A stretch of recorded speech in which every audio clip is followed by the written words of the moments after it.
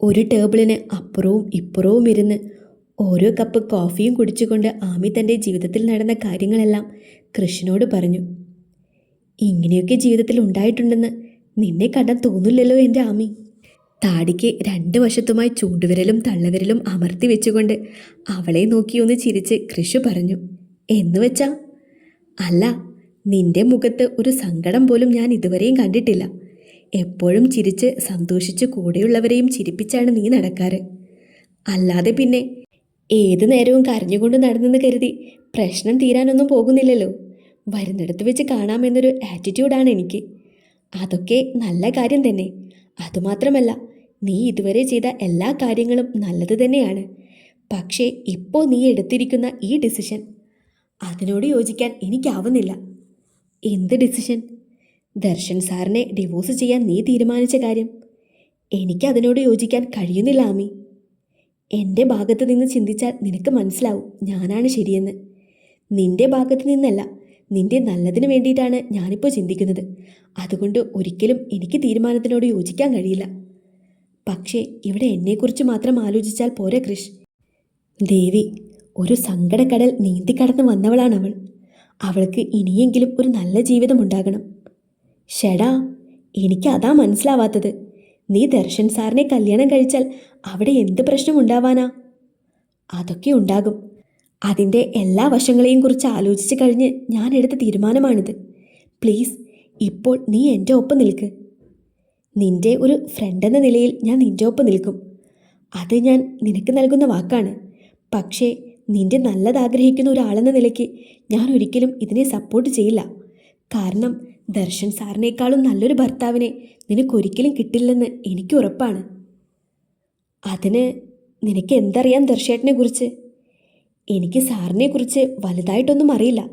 പക്ഷേ ഉള്ള അറിവ് വെച്ച് ആൾക്ക് നിന്നോട് ഒരുപാട് ഇഷ്ടമുള്ളതുപോലെ എനിക്ക് തോന്നിയിട്ടുണ്ട്.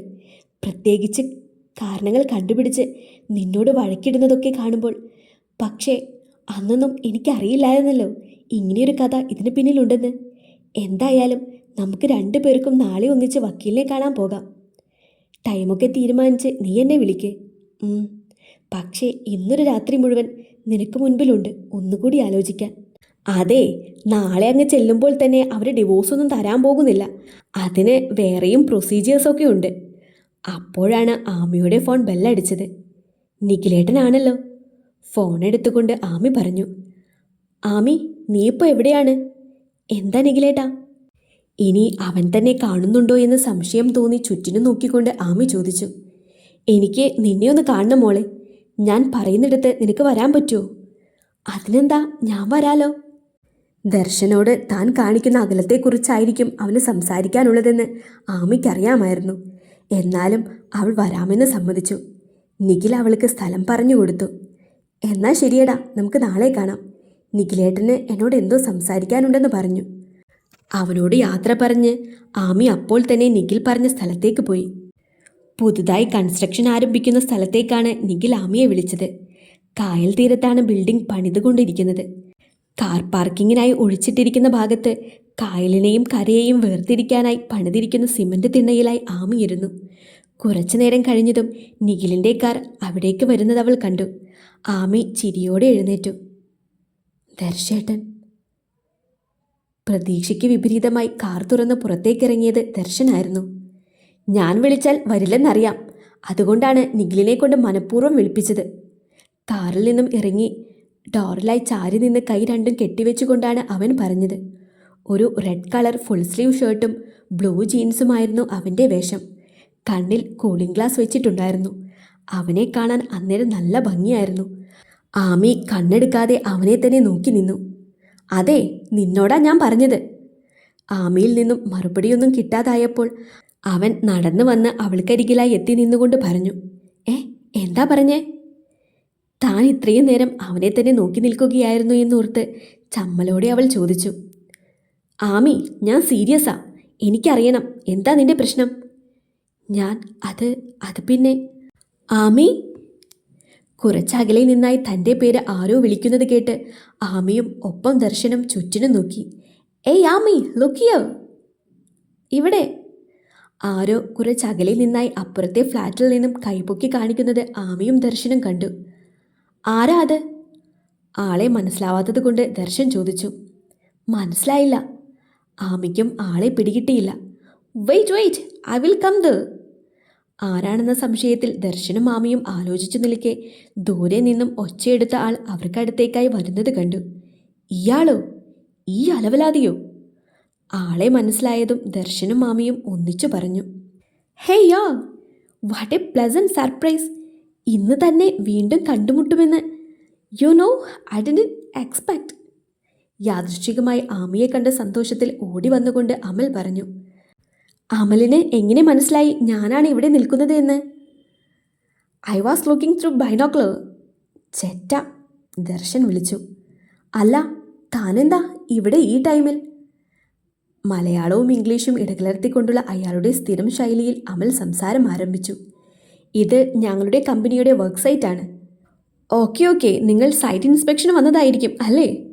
ദർശനെയും മാമിയെയും മാറി മാറി നോക്കിക്കൊണ്ട് അമൽ ചോദിച്ചു. ഇപ്പോഴും തൻ്റെ മനസ്സിലുള്ള കാര്യങ്ങൾ ഒന്നും തുറന്നു ചോദിക്കാൻ പറ്റാത്ത ദേഷ്യത്തിൽ ദർശൻ അവനെ നോക്കിയൊന്ന് പല്ല് കടിച്ച് തിരിഞ്ഞു നിന്നു. ആ അതെ. Anyway, I'm so happy that we met again. നേരത്തെ you were in so hurry, അതുകൊണ്ട് മനസ്സ് തുറന്നൊന്നും സംസാരിക്കാൻ പോലും പറ്റിയില്ല നമുക്ക്. അവൻ പറയുന്നത് കേട്ട് ദർശൻ അവർക്ക് അഭിമുഖമായി നിന്ന് നോക്കി. Okay, do one thing. Work കഴിയുന്നതുവരെ ഞാൻ വെയിറ്റ് ചെയ്യാം. നമുക്ക് ഒന്നിച്ച് എവിടെയെങ്കിലും പോയിരുന്ന് സംസാരിക്കാം. ആമിക്കരികിലായി വന്നു നിന്ന് അല്പം പതിഞ്ഞ ശബ്ദത്തിൽ അമൽ പറഞ്ഞു. ഞങ്ങളുടെ വർക്ക് എന്തായാലും ഇപ്പോൾ കഴിയാൻ പോകുന്നില്ല. താനിപ്പോൾ പോകാൻ നോക്ക്. ഒട്ടും മയമില്ലാതെ ദർശൻ പറഞ്ഞു. ലുക്ക് മാൻ, ഞാൻ തന്നോടല്ല സംസാരിച്ചത്, ആമിയോടാണ്. അവൻ പറയുന്നത് കേട്ട് ദർശൻ ദേഷ്യത്തോടെ ആമിയൊന്ന് നോക്കി. അമൽ, ഞങ്ങൾക്ക് കുറച്ച് സമയം അധികം വേണ്ടിവരും. താനിപ്പോൾ പോയിക്കോ, നമുക്ക് പിന്നീട് കാണാം. നിങ്ങളുടെ വർക്കിംഗ് ടൈം കഴിഞ്ഞതല്ലേ, പിന്നെന്തിനാ എക്സ്ട്രാ ടൈം എടുക്കുന്നത്? അതിൻ്റെ ആവശ്യമൊന്നുമില്ല. Come on Ami, let's move on. പറയുന്നതിനൊപ്പം തന്നെ അമൽ ആമിയുടെ കയ്യിൽ കയറി പിടിച്ചു. ഡോ, താനിത് എന്ത് വൃത്തികേടാ കാണിക്കുന്നത്? അത് കണ്ടതും ദർശൻ ഒച്ചയെടുത്തു. വൃത്തികേട്? വാട്ട് വൃത്തികേട്? ഇവൻ എൻ്റെ കയ്യിൽ നിന്ന് വാങ്ങിയിട്ടേ പോകൂ. Look Ami, I was watching this man from restaurant. Why he is so hash?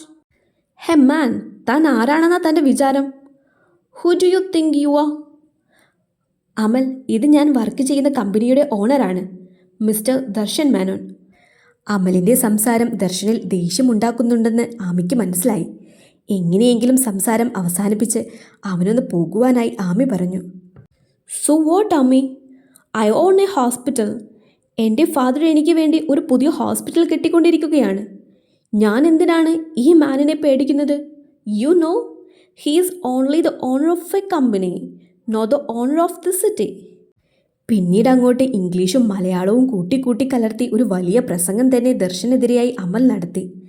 ആമിയാണെങ്കിൽ താൻ ഇതുവരെ ജീവിതത്തിൽ കേട്ടതും കേൾക്കാത്തതുമായ ഇംഗ്ലീഷ് വാക്കുകൾ കേട്ട് കണ്ണുമിഴിച്ച് നോക്കി നിൽക്കുകയാണ്. പച്ചറ്റെ, നിർത്തട.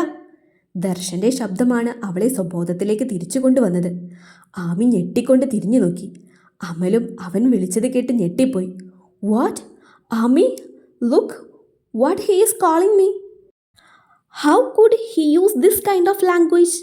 നിർത്തടാ, നിനക്ക് മലയാളം അറിയില്ലേ? അവൻ്റെ തൊട്ടു മുൻപിൽ ചെന്ന് നിന്നുകൊണ്ട് ദർശൻ ചോദിച്ചു. വാട്ട്? നിനക്ക് മലയാളം പറയാൻ അറിയില്ലേടാ? കൈമുഷ്ടി ചുരുട്ടി അവന് നേരെ ഓങ്ങിക്കൊണ്ട് ദർശൻ ഒരിക്കൽ കൂടി ചോദിച്ചു. അറിയാം. പിന്നെ നിനക്ക് എന്താടാ മലയാളത്തിൽ സംസാരിച്ചാൽ? എന്തധികാരത്തിലാടാ നീ ഇവളുടെ കയ്യിൽ കയറി പിടിച്ചത്? ഇവളെൻ്റെ ആരാണെന്ന് നിനക്കറിയോ? ഇനി നീ ഇവളെ കാണാൻ ശ്രമിച്ചിട്ടുണ്ടെങ്കിൽ നിന്റെ അച്ഛൻ നിനക്ക് വേണ്ടി ഹോസ്പിറ്റൽ കെട്ടിക്കൊണ്ടിരിക്കുകയാണെന്നല്ലേ പറഞ്ഞത്? അവിടെ സ്ഥിരമായി നിനക്ക് വേണ്ടി ഒരു റൂം കൂടി പണിതിട്ടോളാൻ അങ്ങേരോട് പറഞ്ഞേക്ക്. കേട്ടോടാ പുല്ലേ? കേട്ടു. അമൽ ദർശനെ നോക്കി, ഇടങ്ങണ്ണിട്ട് ആമിയെയും നോക്കി. അവളാണെങ്കിൽ കൈകൊണ്ട് ചുണ്ട് മറച്ച് പിടിച്ച് വെച്ചിരിക്കുകയായിരുന്നു, ചിരി കാണാതിരിക്കാനായിട്ട്. സാർ? ദർശൻ്റെ അരികിൽ പോയി നിന്ന് പതുക്കെ ദർശനെയൊന്ന് തോണ്ടി. എന്താടോ? ഞാൻ ആമിയോട് 2 വാക്ക് സംസാരിച്ചോട്ടെ? ആമി, എനിക്ക് തോന്നുന്നു ഇപ്പോൾ നമുക്ക് സംസാരിക്കാൻ പറ്റിയ ടൈം അല്ലെന്ന്. നമുക്ക് പിന്നെ കാണാം. അവൻ ദർശനെ ഒന്ന് നോക്കി. ദർശൻ അവനെ നോക്കി ഒന്ന് കൈ ഓങ്ങുന്നത് പോലെ കാണിച്ചു. അല്ലെങ്കിൽ വേണ്ട, ഞാൻ ഫോൺ ചെയ്യാം, അതാവും നല്ലത്. ആമി ചിരി കടിച്ചു പിടിച്ച് അമലിനെ നോക്കി തലയാട്ടി. സാർ, എന്നാ ഞാൻ വരട്ടെ? എങ്ങോട്ടേക്ക്? അല്ല, പോട്ടെ. അമലങ്ങ് പോയി കഴിഞ്ഞതും അത്രയും നേരം പിടിച്ചു വെച്ച ചിരി ആമി അങ്ങ് ചിരിച്ചു തീർത്തു. ദേഷ്യത്തോടെ ദർശൻ വിളിച്ചതും പിടിച്ചു കെട്ടിയതുപോലെ ആ ചിരി നിന്നു. ഡി, എന്ത് പ്രശ്നമുണ്ടായിട്ടാ നീ എന്നോട് മിണ്ടാതെ നടക്കുന്നതെന്ന് എനിക്കറിയില്ല. ഇനി അത് എന്താണെങ്കിലും തുറന്നു പറയാൻ പറ്റുമെങ്കിൽ പറഞ്ഞേക്ക്, അതല്ലെങ്കിൽ അതങ്ങ് മറന്നു കളഞ്ഞേക്ക്. എന്നിട്ട് പഴയതുപോലെ മിണ്ടിയില്ലെങ്കിൽ അവന് കൊടുക്കാൻ വെച്ചതിൻ്റെ ബാക്കി ഞാൻ നിനക്കിട്ട് തരും. പിന്നീട് കൂടുതലൊന്നും സംസാരിക്കാൻ നിൽക്കാതെ അവൻ കാറുമായി പോയി.